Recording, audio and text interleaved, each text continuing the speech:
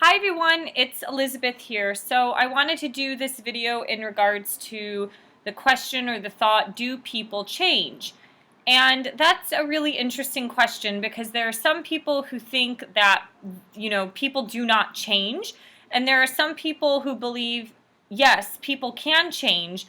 I do believe that people can change, but it has to come from them and it has to come from that authentic place of wanting to better themselves. I know growing up, I saw my dad change quite a bit to improve himself from his struggles, and that I really took, I guess, to heart because I looked at myself and I realized that I had to change. And, we all have a shadow side, and certain things when I was younger, I definitely struggled with. Like anger or just impulsivity in general. I was very athletic, and I think there's a lot of that kind of like athletic warrior type of energy that, if it's not channeled correctly, can result in, things like being impulsive or having erratic energy, having some anger if your personal problems and such aren't resolved and situated. So, there's a quote or a saying that a leopard can't change his spots, and that's very, very true. But as we've seen today, there are thousands of stories out there about people going through times of like personal growth or change. And I think Muhammad Ali even made a statement once, or has a quote that says, a person who's the same at the age of 50 as they were at 20 has wasted 30 years of his life. And so that's basically saying the person lived without ever changing. And the whole point and purpose of being on this planet is for growth, specifically through love, how to give and receive love, and forgiveness. Every day is a form of change, and we have the ability as a conscious human being, humans with a consciousness can change. Animals are, I'm not saying that they're below us, but they are biologically programmed to live a certain way or to have survival mechanisms in their type of environment, or to have self-protection, from getting hunted or being the prey from a predator. And so those things are very natural and normal to them. But we have the ability to learn and grow and evolve ourselves and evolve our souls through various different means. We have so many tools in modern society that help us to change. A lot of times change is happening on a spiritual level, but most people aren't considering that type of change spiritual. A lot of times when we adopt just certain things like awareness and mindfulness, although there is no spiritual, deity or anything attached to that, there is a form of change that's happening in the mental and the emotional body, as well as possibly with the physical. Everything in ourselves is interconnected and related. So, we can go through this question of what comes first, the mind or the body. It's like, what comes first, the chicken or the egg? If the mind is feeling like crap, the body's going to probably be in pain. You're going to channel energy in certain areas where you might be more prone to, having an injury, especially if you work out, or we just tend to channel pain in certain parts of our body, especially if we've had trauma, anything like rape or abuse of any kind. But then, it's like when the body's in pain, the mind's not going to be like, this is the best day of my life. So it's this kind of vicious cycle that is connected, but it's the same thing. When the body feels good, the mind feels good. And when the mind is feeling healthy, the body usually feels healthy. The healthier you become, the more you crave that. There are so many clients that I've seen through the years that, whether they've cleaned up their diet or they have just exercised, they might not like exercising on their lunch hour, but they know how they feel after exercise really sets them up mentally for the rest of their workday, but they also physically feel better. They're like, okay, my back isn't hurting because I took a break from sitting for 8 hours and actually moved myself for 30 or 45 minutes. So,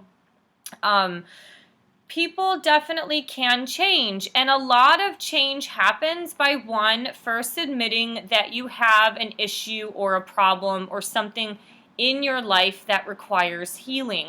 In today's society, especially in modern society, Obviously, it depends on where you live on the globe, but especially in America and as well as in the West Coast, it is not stigmatized to have a psychologist or some form of counselor in your life. To some degree, there is a form of sensitivity where we are so damn sensitive that we're codependent on other people or on our therapists and things like that, that we need to learn how to live on our 2 feet. But then the flip side of it is, because it's not as stigmatized, this area is attracting people to be more open and vulnerable about their issues and problems, and being more receptive to getting the help that they need and that they're craving. So it's like this balancing act. So you have to first admit that you have a problem, and then you have to look at yourself from a non-judgmental standpoint. I think that's really, really important, because a no-nonsense kind of commitment to change is what's missing in a lot of people's life, because they either don't want to do it, they're afraid of change, but they're also very judgmental. And so they have a lot of like magical thinking or self-sabotage and stuff like that, because change is uncomfortable. And change doesn't happen like a click of a button. I've talked about this in other videos. There are so many cases, not so many, I'm not using like, oh, there's an abundant, but there are a few cases out there where people do change overnight. Like, some people just move faster in life than other people move slower. Most change takes time, and sometimes it takes years. Right now, I'm 34 years old, and my path to change started at the age of 20. When I wrote Finding Om, I was a completely different person when I was writing it in my late 20s as compared to the person who I was at 22. That was a really difficult experience, to have to channel back into that mindset of being like 5 or 6 years younger, and just really like going through all that pain and agony and things like that. And, like self-absorption. I'm not going to lie, I was probably self-absorbed for a big bulk of my 20s. But who isn't today, Millennials are we're all self-absorbed. So anyways, in modern society, one, it's not as stigmatized to have a psychologist or something, but also like we have to look at, on a soul level, our souls have gone through generations of trauma. And so many people now, especially like the more spiritual millennials that I meet, they are the ones that are here to break the horrible patterning in their family's lineage and or their ancestral DNA. I mean, if you look back at the history of America, you have the lies that were sold in the 60s and 70s of like the drug, sex lifestyle, the freedom, like hedonism of the hippies, which a lot of those people messed up the millennial, like their millennial kids, because of their drug, related past. And then you have people, whether they were in Vietnam, World War II. I really think to some degree the people from World War I and World War II had a little bit more grit and kind of like a grip on life, to where they were actually able to like handle certain things a little bit more, but they definitely didn't really talk about it. None of them were hiring psychologists after that time.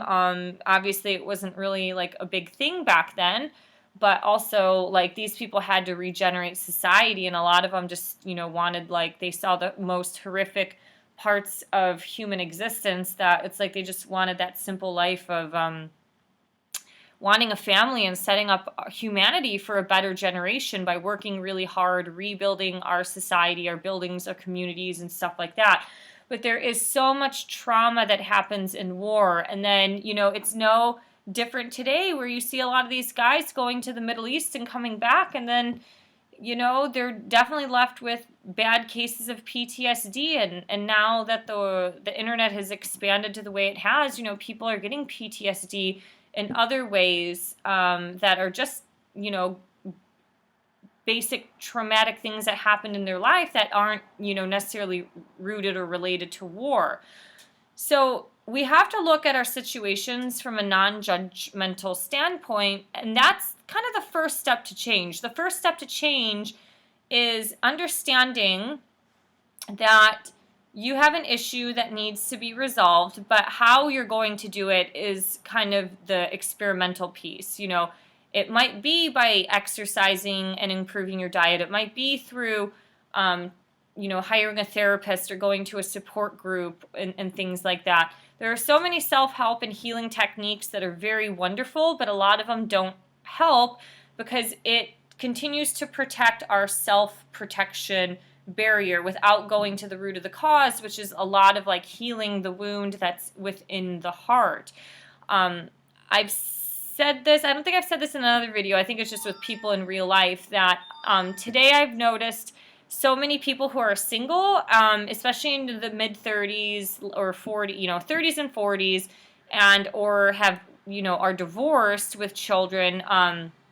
They're definitely trying to find love, peace, acceptance, happiness through outside external things. And usually this is going through burying themselves at work, picking up 19,000 hobbies, and or they have a job and then they have like 3 side jobs on the side. Like they're trying to build an app or do some creative project, or they have like a personal training business outside of their day job.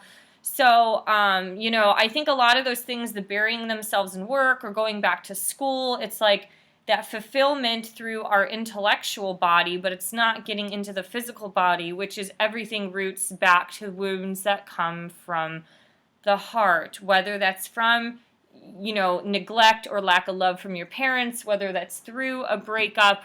There are relationships out there that are, one person's with someone who's narcissistic, and there is truth to narcissistic abuse, and narcissistic abuse can really change the way the brain thinks and the chemical flow, and it takes a lot to retrain that. And these people, it takes, up to like 1 to 2 years to re-heal themselves after they've been through a narcissistic abusive type of relationship. And then, there are probably some people, say like being sold through sex slavery and sex trafficking, they could end up potentially being permanently damaged. But it takes a lot of healing and a lot of therapy or counseling or different modes and modalities to kind of bring the person back to life. Our physical bodies change every single day. The cells in our body are active at all hours of the day. Even while we're sleeping, our brain is active. Our heart and our lungs never stop. If they did stop, you would die. So the thing is, everything is in motion and everything is constantly changing, but it's through the use of some sort of patterning or self-protective barriers, like, oh, I'm not messed up. Like, some people just can't admit it, or they're too stubborn. Or sometimes I see this in like Christian communities where they just cast it all to Jesus, but they don't ever actually like try to improve their character in real life. They just think that, floating their sins off and repenting is just the way to go, but they're not actually developing themselves at all. I think it's a combination of both. It's spiritual as well as like earth plane development, and I mean that through the development of your character, your attitudes, your emotions and behaviors and things like that. So I don't know, what do you think? Do you think people can change? I just think it comes down to a little bit of also like motivation and really how bad do you want it? Because there is a lot of this victimhood mentality where people just, they refuse to change because they just think that they'll always be unworthy. They're, not able to be loved or give love and things like that. And that comes from a lot of the ego, from the inferior ego, which means that you're not worth it. The opposite end is the superior ego, which means like you're better than everybody. It's kind of like that God complex as well. So anyways, these are some thoughts that I have, but, if you grew up seeing your parents change or people change in your life, maybe you're more adept to change. That happened to me. I saw my father change, and then I really believed that change can happen, but it has to come down to the individual. And that's why I chose to travel and study abroad and, do the whole yoga in India thing. It's because I was actually really broken in many times of my life and kind of suffering with a lot of mental anguish, just because it's like I live in my head and we have to get out of our head and into our body, especially to be able to learn how to heal and stuff like that. So these are some thoughts that I have. I'd love to hear if you have anything similar and similar thoughts, I guess. And thank you for, excuse me, liking, sharing, and subscribing. If you can, please subscribe to this channel. You can help me build it. And if you feel like supporting me on Patreon, you can. And have a great day. See you guys next time. Bye.